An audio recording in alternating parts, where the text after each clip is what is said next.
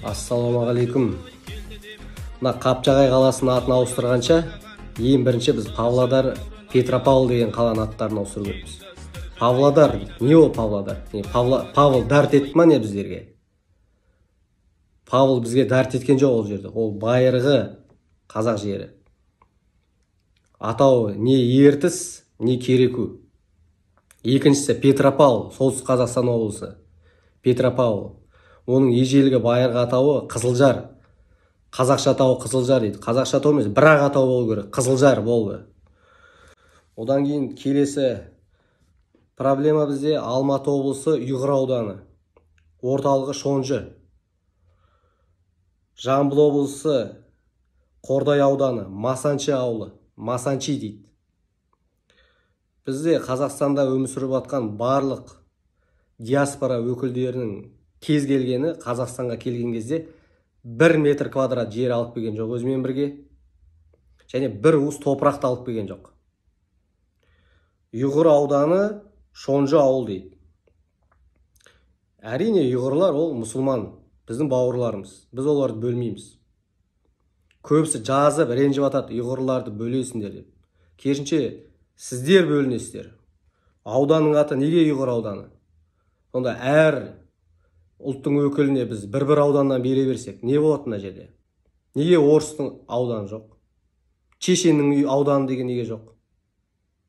Түріктің ауданы деген неге жоқ? Кәрістің ауданы деген неге жоқ? Неге Ұйғыр деген аудан бар? Қандай обоснование бар Ұйғыр деп атау үшін ол аудан?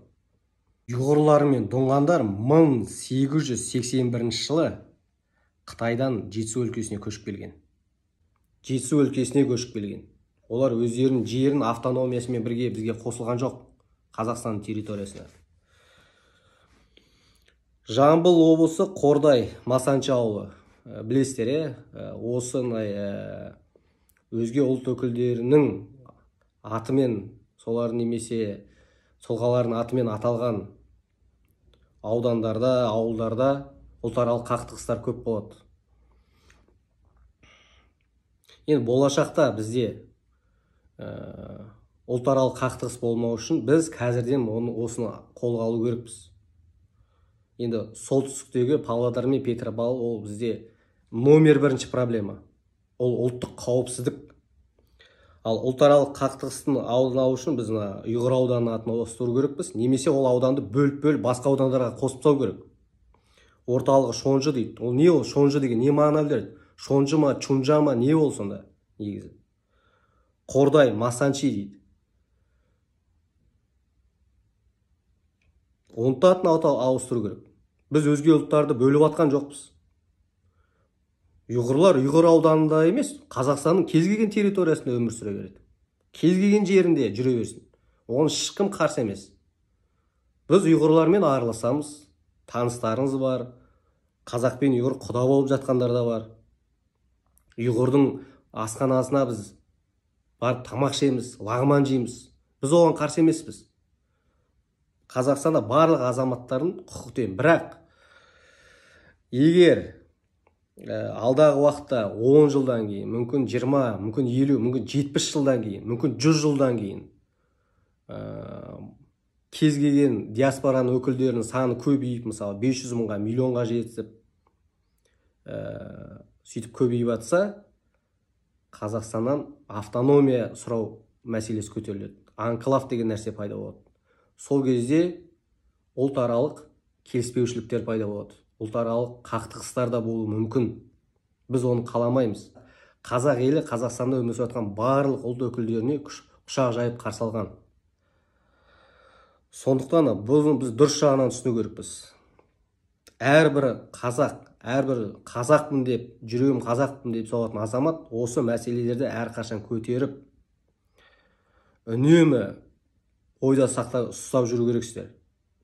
Алматы облысының жігіттері, Нарынғол, Кеген, Шарын, Жаркеттің жігіттері, сіздер қазір сәтті пайдалану керексіздер. Кететін адам кетті ғой. Қазіргі әкімнен талап ету керексіздер. Ауданның атын өзгертуге жестко талап ету керексіздер. Қайта. Бұл мәселені қазірден қалдыруға болмайды. Кейбір адамдар жазып жатады, қаланың атауын, ауданның, ауылдың атауын ауыстырса не? дамып кетеміз ба, не күшті болып кетеміз ба дейді. Мынандай сөз бар ағайындар қазақта: ел аман, жұрт тыныш болсын дейді. Жұрт тыныш болу үшін әділдік болу керек. Яғни біз тарихи әділдікті қалаймыз. Тарихи әділдікті біз дипломатиялық түрде, тарихи дәлелдермен біз дәлелдейміз, алла бұйырса. Сол кезде болашақта бізде ешқандай да түсінбеушілік болмайды. Бейбіт боламыз сол кезде, тыныш боламыз. Ешкімде ешқандай претензия болмайды сол кезде. Және де мына астына комментарий жазатын, әсіресе мына қазақ ағайындарға, қазақ бауырларға айтатын, басқа ұлттың өкілдерін жамандап, боқтап жазбаңыздар, ол дұрыс емес. Не үшін боқтаймыз біз? Әлсіз адам ғана, шамасы келмей жатқан адам ғана боқтайды. Дәлелдің бәрі бізде бар ғой. Күш неде? Күш ақиқатта, ал ақиқат біздің жағымызда. Аман болайық ағайын.